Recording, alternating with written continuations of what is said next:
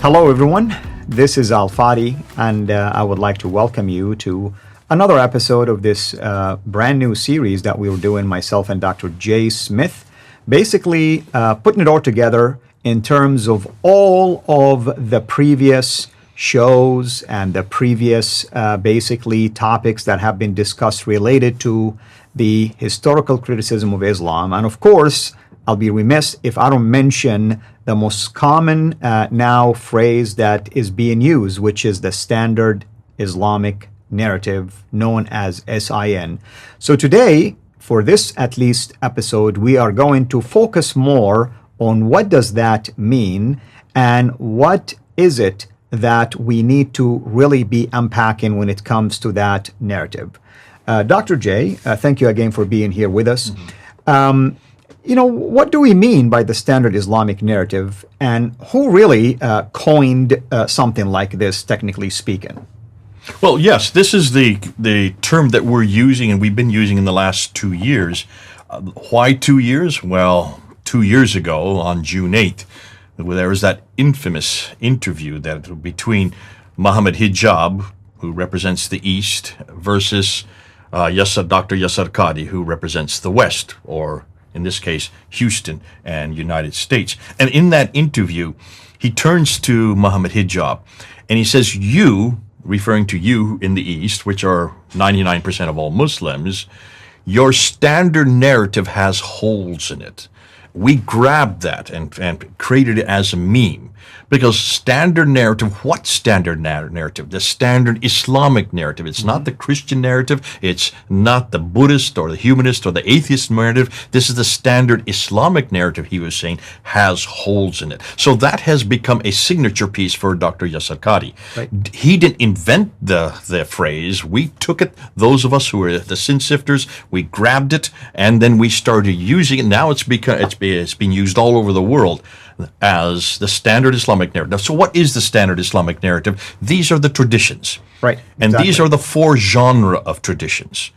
They are the Sira, which would be the biography of Muhammad, supposedly written by Ibn Ishaq, but we don't have his material. So Ibn Hisham is the one that we look to, right, from 833. Then you have what they call the sayings of Muhammad, the hadith, which were first compiled by Bukhari. We're going to be talking more and unpacking this, giving you a graph to help you understand, with the audience to understand it. So that's the second genre, and there are many others besides Bukhari that come after him.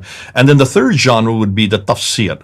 The Tafsir would be the commentaries to unpack the Qur'an. That's the third set of traditions, first introduced by Tabari in about 923. And then the fourth genre would be the Tarikh, which would be the histories, also introduced by Tabari just before he died in 923. Now, those are what known as the Islamic traditions. Tarikh, I think you meant. You mean the Tarikh, the history? The last Tarikh, one? Yeah. What did I say? Tarikh, yeah. Excuse my pronunciation. No problem. I just want to make sure. I should let you actually do these since you know. When you said tahriq, it meant grammar. I wanted to just make sure people understood what you're trying to say. It's tarikh that you're focused on. Yeah. Now, these four genres, Sira, Hadith, Tafsir, and Tarikh, are the four, what most academics know as the Islamic traditions. Mm-hmm. We have capsulated that as a standard Islamic narrative. And we purposely do that because we're trying to confront that narrative. It's that narrative that all these episodes are going to be about. Right. And I want to say that narrative that you are going to at least critique right now, within it embedded the book, the man, and the place. Yes, because that narrative is all. If you look, the Sira and the Hadith are all about Muhammad. They're all about what he did, what he said. We have the same thing in Christianity, in the New Testament. The New Testament would be the parallel to that. We also have the Sira of Jesus. That would be Matthew, Mark, Luke, and John. The black letter, everything that's written in black, that would be the biography of Jesus. We also have the Hadith of Jesus. In many of your Bibles, in my Bible, I have whenever Jesus speaks, it's written in red letters. So the red letter part of Matthew, Mark, Luke, and John would be the Hadith of Jesus. So there's the equivalent. We also have the Tafsir of Jesus, but we don't call it the Tafsir. We call it the commentaries by Paul, the letters of Paul. When he was writing to Ephesus, he took what Jesus said and applied it to Ephesus. He took what Jesus said and applied it to Philippi. He took what Jesus said and he applied it to Corinth, and he applied it to Rome. And every time he did that, that expounded upon it and gave body to it and showed how it can be lived out. And even more than Paul, John also, 1st, 2nd, 3rd John, Peter, 1st and 2nd Peter, all of those did accomplish the same thing. So that's called tafsir. Exactly. That's the tafsir of Jesus, though written by others. And then the last genre, the tarikh. How do you say it again? Tarikh. Tarikh. I have to make sure I say it correctly. I'll just let you say it so I don't keep embarrassing myself. Yeah. So the tarikh. I'm just trying to protect you because you know how they attack you all the time, so that's all. I got thick skin. I'm used to it now. So that genre, which you call Tarikh is the equivalent would be the book of Acts, written by Luke. So Acts of the Apostles would be the history of the early church. So there's the 4 genres which make up the New Testament, the equivalent of these traditions, or the equivalent of the Standard Islamic Narrative. We would call it the Standard Christian Narrative. So S.I.N. S.I.N., when you look at it, doesn't really say something, but when you say S.I.N., of course, as a phrase, as a word, it's sin. So in some ways, it's a double entendre. It's a play on words. It's a play on words. Yeah. We have tongue in cheek. We're kind of saying, let's then confront sin. And so we are confronting sin, is what we're doing. And that's what the sin sifters are. We are Standard Islamic Narrative sifters. We're sifting sin. And we name ourselves that as tongue in cheek, kind of having a joke about it. But we are doing something very serious. Right. It is that narrative that we're going to be confronting. It is that narrative that pinpoints the man, the book, and the place. It is that narrative that you grew up with. Exactly. And that's what Yasir Qadhi probably meant by your Islam versus our Islam, East and the West. I grew up in the East. That's the birthplace of Islam, at least from a Standard Islamic Narrative. I grew up near Mecca. That's the birthplace of Muhammad and the direction of the Qibla. I also believed in a book called the Qur'an that was revealed from 610 until 632, collected or compiled twice, first time by Abu Bakr, second time by Uthman. I mean, these are part and elements and components of what we call the Standard Islamic Narrative of the East, let's put it this way. And ironically speaking, when Yasir Qadhi pointed that out to Mohammed Hijab, he didn't realize that he himself represents that as well. Of course. It's kind of interesting when he said East and West. I mean, there is no such thing. There's one Islam, technically speaking.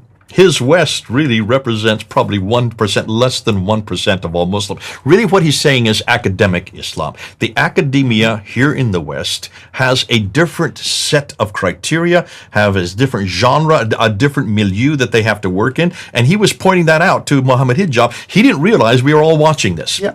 And I want to give him credit, by the way. He is absolutely correct. When it comes to the academic field in the West, you're open to critique in Islam and its sources. You cannot do it in the East. You'll be basically, technically speaking, ostracized and maybe even thrown in jail and hung if you dare to do something like that. So I can see where he's coming from academically speaking, but you're absolutely correct. When it comes to the practice of Islam, sure, maybe there is 1-2% that may dare to go against the mainstream. And did you see the dilemma that came out in that interview? If you look at that interview, he turns towards Mohammed Hijab, says, your standard narrative has holes in it.